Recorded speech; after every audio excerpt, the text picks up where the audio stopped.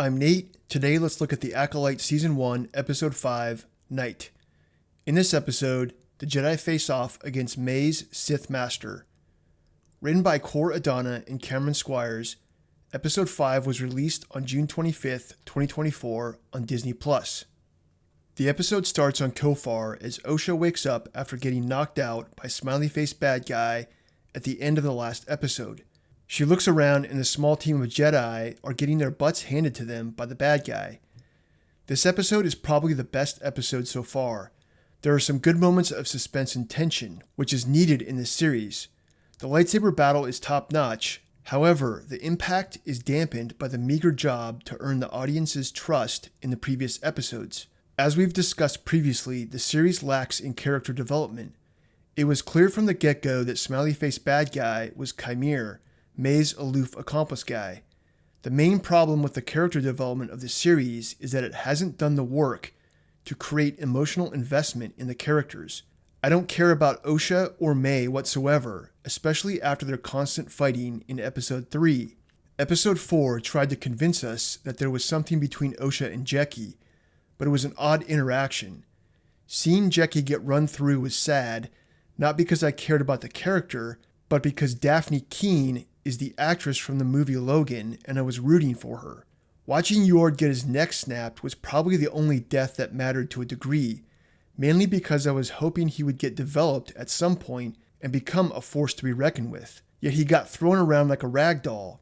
However, these two deaths made the show interesting. For a series that had a $180 million budget, I think they could have put more effort into the lead up to this episode. The two characters that shine here are Sol and Chimere. They are turning out to be the standouts for the show, both the characters and the actors. I think Yord and Jeki could have had bigger impacts in the series as well, which would have made their deaths more significant. Look at the Bad Batch series. There were several episodes that focused on Tech in the season that he got killed. By the time he fell to his death, the audience was prepped and expecting something big, but when it happened, it was an emotional moment. Here we lose a couple characters and no one even blinks an eye by the time the episode is over. At this point in the season, I don't believe that anything has killed the Star Wars universe, but the third episode certainly killed the series. More than that, though, is what I believe to be a general lack of knowledge or understanding for how religious faith mixed with combat experience affect a person. One of the things that makes the Jedi so interesting is the fact that they are basically warrior monks. So far, Disney Star Wars has done a poor job of portraying the Jedi as such. The Kenobi series had a war veteran Obi-Wan who was scared of his own shadow, hiding in the corner, unable to figure out how to solve the problem in front of him. In the Ahsoka series, we got a former Jedi Padawan who left the Jedi Order on principle, but was somehow able to master the Force without the mentorship of a Master Jedi. She also seemed unencumbered by the falling apart of her relationship with the Order, as well as the horrific transformation of her former master, Anakin Skywalker.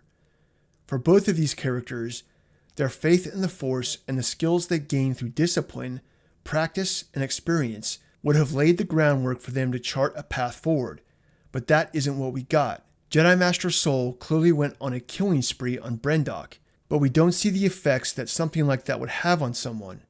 When he looks like he's about to kill Chimere, Osha tells him not to do it, and he backs down.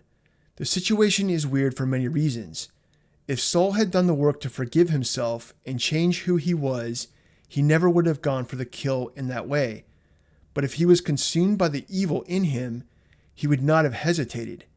However, as any warrior would tell you, even someone with deep faith, a threat is a threat. Chimere showed the capacity to kill and willingness to do it again. He needs to be stopped.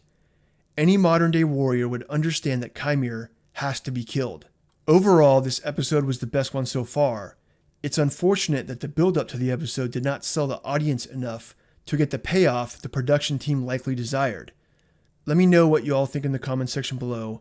Thanks for watching, and if you like the content and the deeper discussion into the themes found in Star Wars, please hit the like button and subscribe to keep me in your feed.